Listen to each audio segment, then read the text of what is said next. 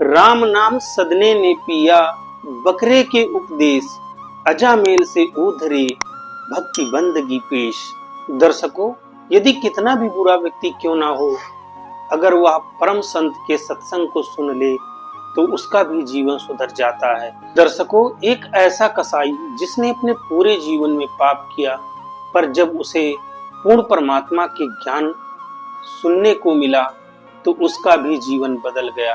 आखिर कैसे बना एक कसाई भक्त, जानते हैं इस वीडियो में। दर्शकों, सदना नाम का एक कसाई था जो प्रतिदिन 2 से 10 बकरे बकरियों को काटता था। उसी से उसके घर का निर्वाह चल रहा था। एक दिन परमात्मा एक मुसलमान फकीर जिंदा बाबा के रूप में सदन कसाई को मिले। उसको भक्ति ज्ञान सुनाया तथा जीव हिंसा से होने वाले पापों से परिचित कराया। परमेश्वर द्वारा सर्व ज्ञान समझकर सदन कसाई ने नाम दीक्षा लेने की प्रबल इच्छा जाहिर की। परमेश्वर जिंदा ने कहा कि पहले यह कसाई का कार्य त्याग, फिर तुझे नाम दीक्षा दूंगा। सदना के सामने निर्वाह की समस्या थी, वह जिंदा बाबा को बताई। जिंदा भेषधारी प्रभु ने कहा कि भाई सदना, कसाई तो कुल 100 हैं आपके शहर में, अन्य हजारों व्यक्ति भी तो निर्वाह कर रहे हैं, आप भी कोई अन्य कार्य कर लो। परंतु सदना इस कार्य के लिए तैयार नहीं हुआ, अपनी निर्वाह की समस्या आगे रखी। जिंदा ने कहा कि आप हिंसा कम कर दो। तब सदना ने कहा कि मैं हिंसा कम नहीं कर सकता क्योंकि मैं नौकर पराया हूँ। सदना ने कहा कि मैं मालिक की आज्ञा की अवहेलना नहीं कर सकता, वह जितने पशु काटने को कहेगा मुझे काटने पड़ेंगे। जिंदा बाबा ने कहा कि आप निर्धारित कर लो कि इतने पशुओं से अधिक नहीं काटूंगा, चाहे नौकरी त्यागनी पड़े तो मैं आपको दीक्षा दे दूंगा।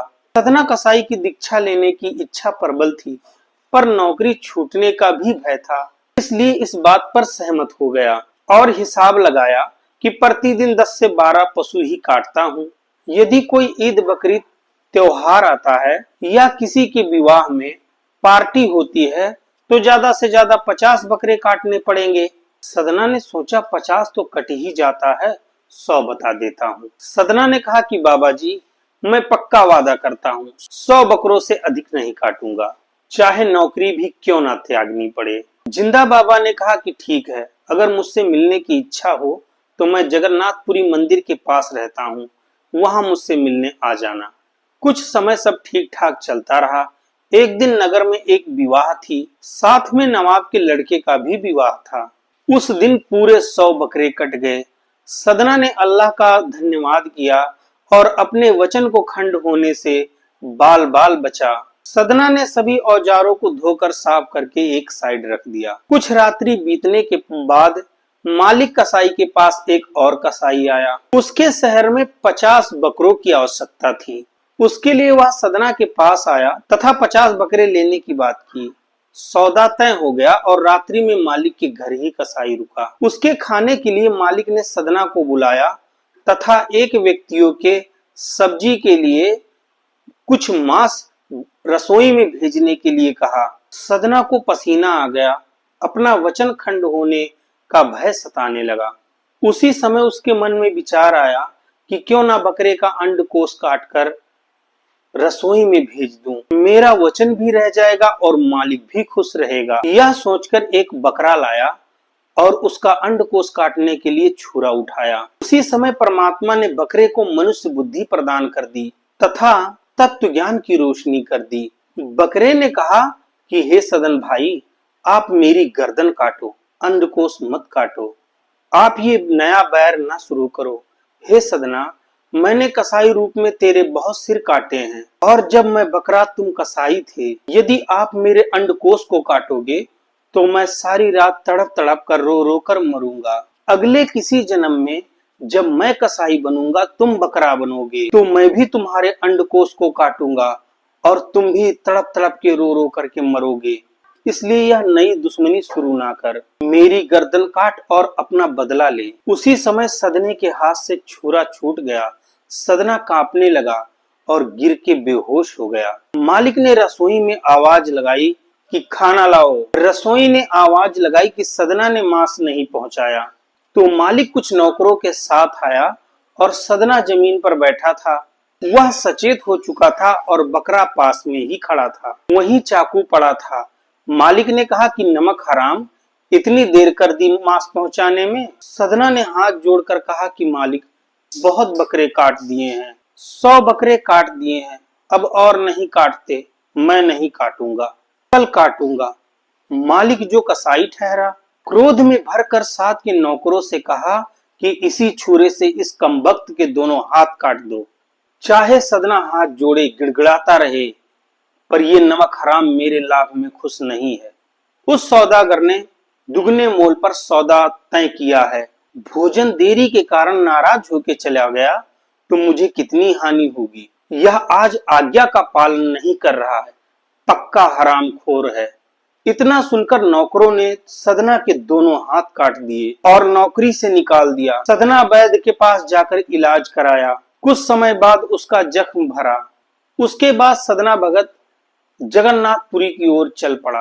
रात्रि में चलते चलते वह एक गांव में एक नंबरदार के घर रुका। नंबरदारनी ने उसको अपने हाथों से भोजन कराया और सदना ने उसकी भूरी भूरी प्रशंसा की। नंबरदारनी के चाल चलन और चरित्र अच्छा नहीं था। वह सदना के यौवन पर दृष्टि लगाए हुई थी। सदना सुंदर जवान था, आयु 30 वर्ष के आसपास थी। रात्रि में नंबरदारनी सदना के बिस्तर पर आ गई और अपने साथ भोग विलास करने को कहा। सदना बिस्तर छोड़ के खड़ा हो गया और कहने लगा कि बहन, आप नंबरदार की इज्जत हो, आप उसकी धरोहर हो। मैं पहले ही दुखी हूँ, कृपया मुझे क्षमा करो। मैं अभी चला जाता हूँ। आप नंबरदार के साथ धोखा कर रही हो। आपको अल्लाह के दरबार में जवाब देना पड़ेगा। डरो उस परवरदिगार से। सदना का यह उत्तर सुनकर नंबरदारनी ने विचार किया कि यह मेरे पति को बताएगा, इससे पहले मैं ही बता देती हूँ। रात्रि के 2 बजे नंबरदारनी ने कहा कि वह व्यक्ति जो अपने घर पे मेहमान बन के रुका था, वह मेरे साथ जबरदस्ती करने लगा, मुझे छेड़ने लगा। यह कहकर रोने लगी और पृथ्वी पर बुरी तरह सिर पटकने लगी। नंबरदार ने तुरंत अपने आदमियों से कहा कि सदना को पकड़ के लाओ। सदना को पंचायत घर में पकड़ के बांध दिया। नवाब के पास शिकायत गई तो नवाब ने सदना से पूछा कि तेरे को अतिथि बना के रखा, तेरी इतनी सेवा खातिरदारी की और तूने उसी के पत्नी के साथ बदतमीजी की, उसी को बदनीयत से देखा। दुष्ट, तूने यह क्या किया? सदना ने अपनी हकीकत बताई, परंतु नवाब तथा पंचायत को उसकी कहानी झूठी लगी। नवाब ने भक्त को मीनार में चुनवाने का आदेश दिया गया और एक छोटा सा मंदिर नुमा भवन बनवाया गया तथा उसके अंदर भक्त को बांध के डाल दिया गया। उद्देश्य था कि सदना का दम घुटकर, तड़प तड़प कर और रो रो कर मरे। नंबरदारनी ने आरोप लगाया कि उसके दोनों छाती पर हाथ डाला, अपने दोनों टुंडे हाथों से उसके दोनों स्तनों को छुआ। मेरी नींद खुली तो मैंने विरोध किया तथा अपने पति को बताने की बात कही, तब ये वहां से चला गया।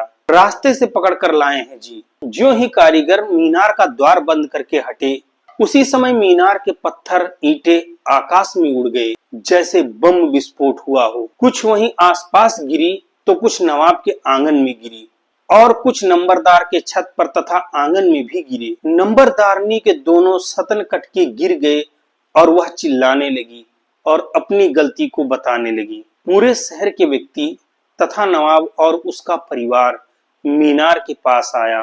भक्त सदना आराम से बैठा था। उसके दोनों हाथ पूरे हो गए, अर्थात दोनों कटे हाथ उसके पूरे हो गए। सब नगर निवासियों ने तथा नंबरदार और नंबरदारनी ने अपनी गलती की क्षमा याचना की। भक्त सदना वहां से चलकर जगन्नाथपुरी में पहुंचा। वहां वही सतगुरु मिले। उनको सदना ने बकरे से प्राप्त उपदेश को बताया, दीक्षा ली और कल्याण करवाया। दर्शकों, परमेश्वर कबीर जी की सभी आत्माएं हैं, चाहे वो कसाई है, चाहे चोर है या ठग है, पर सभी आत्माएं उस परमेश्वर की हैं। आज उसे पूर्ण सतगुरु के सत्संग का ज्ञान न होने से वह गलत रास्ते पर चल पड़ा है। पर परमेश्वर कबीर जी कहते हैं, जो जन मेरी शरण है ताका हूं मैं दास, गेल गेल लाग्या फिर जब लग धरती आकाश, गोता मारू स्वर्ग में जा बैठूं पाताल, गरीब दास ढूंढता फिरूं मैं अपने हीरे मोती लाल।